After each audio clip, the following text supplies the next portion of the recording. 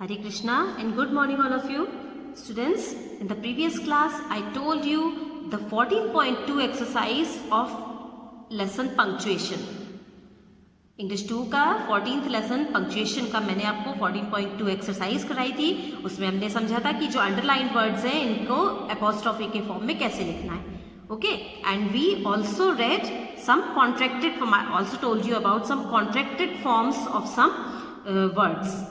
कुछ वर्ड को हम कॉन्ट्रैक्टेड फॉर्म में कैसे लिखते हैं, उनके शॉर्ट फॉर्म में कैसे लिखते हैं, वो भी हमने पढ़ा था. ठीक है, आज हम इसके आगे की कुछ एक्सरसाइज को समझेंगे. Next one is comma. Comma आप सब लोग जानते हैं इस पंक्चुएशन मार्क के बारे में, है ना.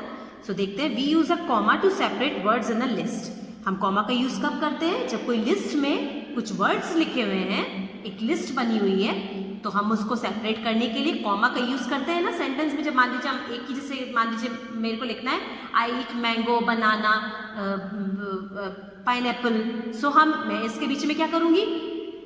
मैंगो कॉमा बनाना कॉमा पाइनएप्पल कॉमा ऑरेंज. तो इस तरह से हम कॉमा लगा के इनको कॉमा से इनको सेपरेट करते हैं, है ना. So we use a comma to separate words in a list. एक लिस्ट में वर्ड्स को सेपरेट करने के लिए हम कॉमा, इस पंक्चुएशन मार्क का यूज करते हैं. वी वेयर, अब यहाँ पर एग्जाम्पल दिया हुआ इसका. We wear sweaters mufflers socks and gloves in winter.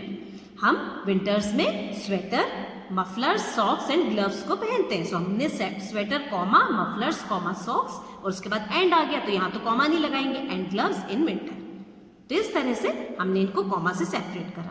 Okay, second rule देखेंगे. We use a comma to show a pause or a break between parts of a sentence.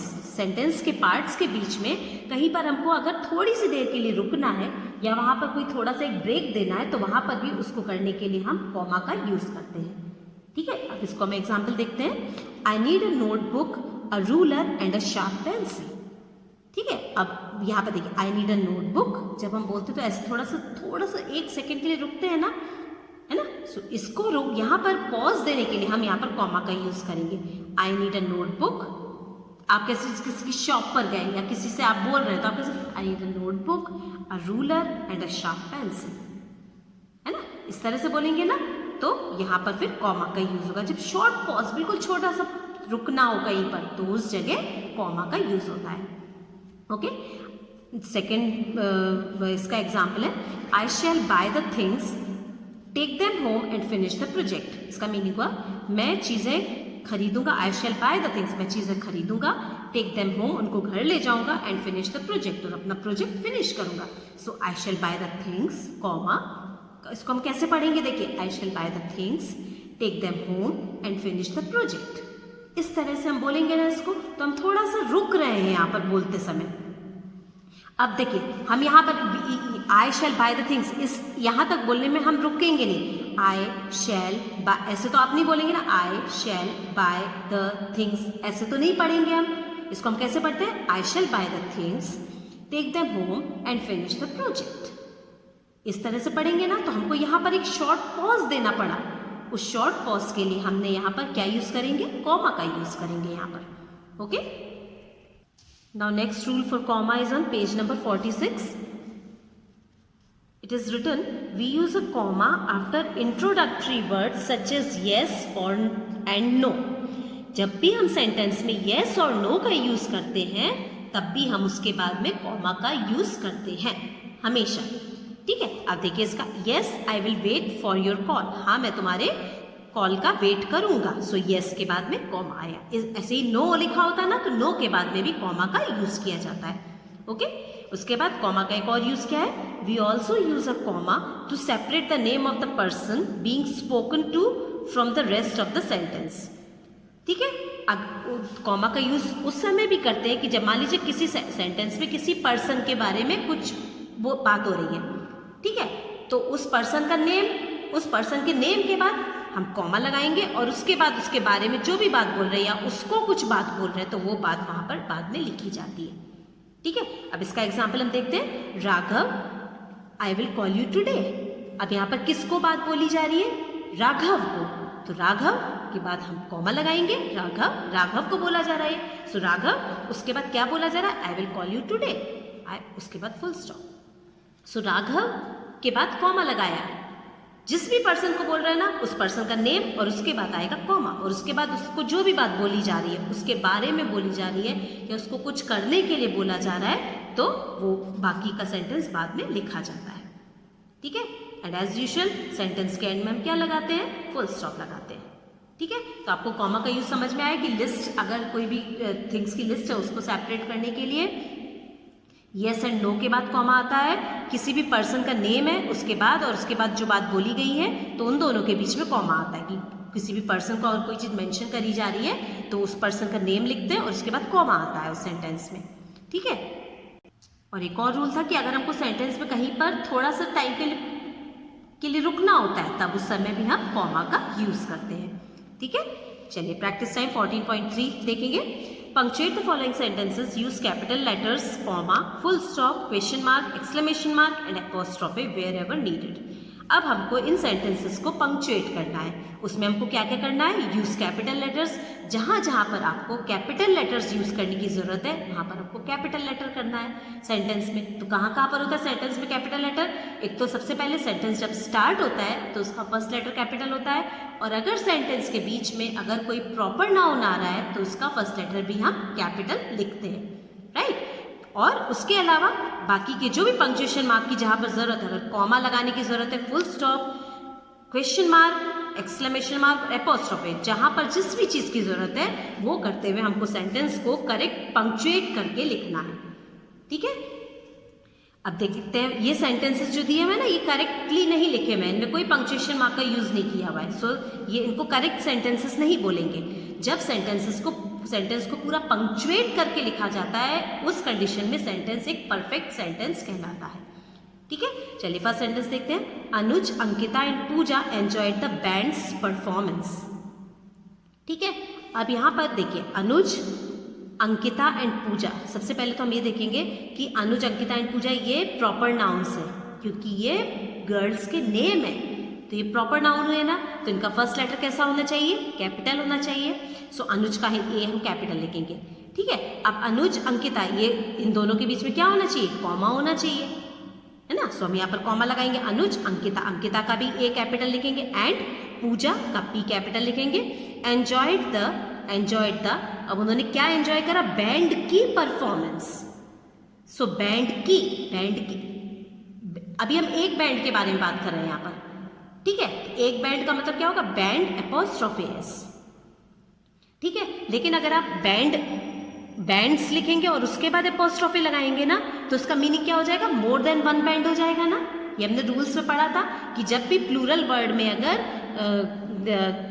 S आ रहा है and में तो अगर उसके बाद हम एपोस्ट्रोफी का यूज करते हैं तो उसका मतलब हो जाएगा बैंडों की परफॉर्मेंस को उन्होंने एंजॉय करा। ठीक है, लेकिन हम यहाँ पर मेंशन करें कि उन्होंने बैंड की, एक बैंड की, तो band apostrophe S.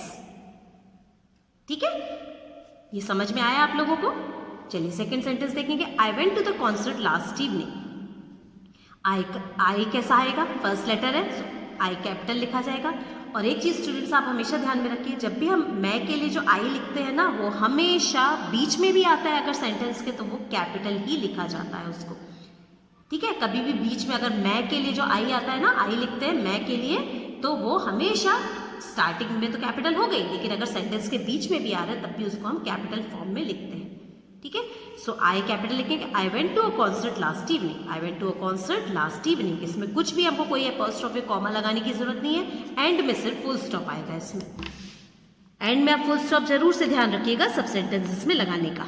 Okay, third sentence.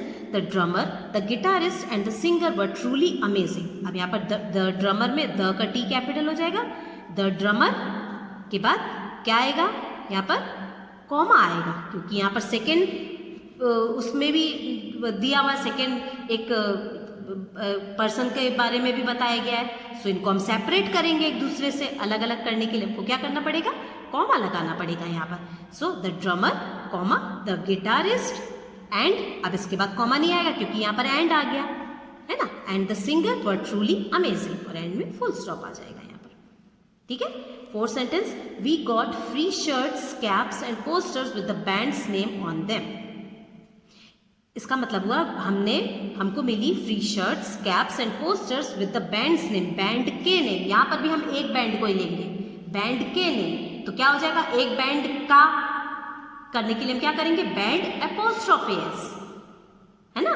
इसका मीनिंग ये निकलेगा with the band's name on them. इसका मीनिंग हुआ कि हमको मिली free shirts, caps and posters with the band's name, band के नेम ऑन देम, उन पर बैंड का नाम था, बैंड का। तो जब भी ऐसा होता है ना बैंड का, मतलब बैंड को बिलोंग कर रही है वो चीज़, और जब भी बिलोंग करती है तो उसमें हम एपोस्ट्रोफी का यूज करते हैं, ठीक है। तो अब इसको कैसे लिखेंगे हम, वी का W कैपिटल कर देंगे, we got free shirts, comma caps and posters with the bands करने के लिए band apostrophe S name on them, और एंड में फुल स्टॉप आ जाएगा, ठीक है। उसके बाद fifth sentence, Surabhi will you come with us. यहाँ पर आप देखिए सुरभि का एस कैसा होना चाहिए, कैपिटल होना चाहिए, क्योंकि ये एक प्रॉपर नाउन है, ठीक है। तो यहाँ पर सुरभि, अब देखिए हमने पढ़ा था कि अगर किसी पर्सन के बारे में बात हो रही है तो उसको हम क्या करेंगे, उसके बाद कॉमा का यूज करते हैं, Surabhi comma will you come with us, will you come with us, और उसके बाद क्वेश्चन मार्क, क्योंकि क्वेश्चन पूछा जा रहा है, क्या तुम हमारे साथ आओगी, क्वेश्चन पूछा गया ना, तो हम इसके एंड में क्या लगाएंगे, क्वेश्चन मार्क लगाएंगे, ठीक है। उसके बाद six sentence, yes I would love to, yes के बाद भी कॉमा आता है, यस का वाई कैपिटल करेंगे, यस कॉमा आई का आई भी कैपिटल होगा, would love to, yes I would love to, और यहां पर आएगा स्टूडेंट्स एक्सक्लेमेशन मार्क, क्योंकि yes I would love to मेरे को भी पसंद है ये, तो हमारे अंदर एक एक्साइटमेंट आता है ऐसा बोलने से, सो एक्साइटमेंट जहां पर भी आ रहा है तो वहां पर एक्सक्लेमेशन मार्क का यूज होता है, ओके। उसके बाद सेवन सेंटेंस देखेंगे, what a grand show it was, we plan to go there again. यहाँ पर भी स्टूडेंट्स आप देखिए, what a grand show it was, जब आप ऐसा बोलते हैं कि कितना अच्छा शो था, तो फिर से हमारे अंदर एक खुशी, एक एक्साइटमेंट जैसा आ रहा है सेंटेंस को बोलते समय। So what a grand show it was के बाद exclamation mark, we plan to go there again, और एंड में फुल स्टॉप आएगा यहाँ पर, ठीक है। आपको समझ में आया होगा कि किस तरह से हम exclamation mark, question mark, full stop, comma and capital letters का यूज करते हैं। बहुत इजी है ये इसको समझना, और आप वीडियो अच्छे से देखेंगे तो आपको एक बार में ही समझ में आएगा, ओके। सो आज हमने स्टूडेंट्स 14.3 एक्सरसाइज करा और कॉमा कैसे यूज करते हैं उसके बारे में समझा, ठीक है। 14.3 एक्सरसाइज आपको आपकी बुक में ही सॉल्व करके मेरे को टाइम से सबमिट करनी है, okay. So that's all for today, thank you all of you and take care.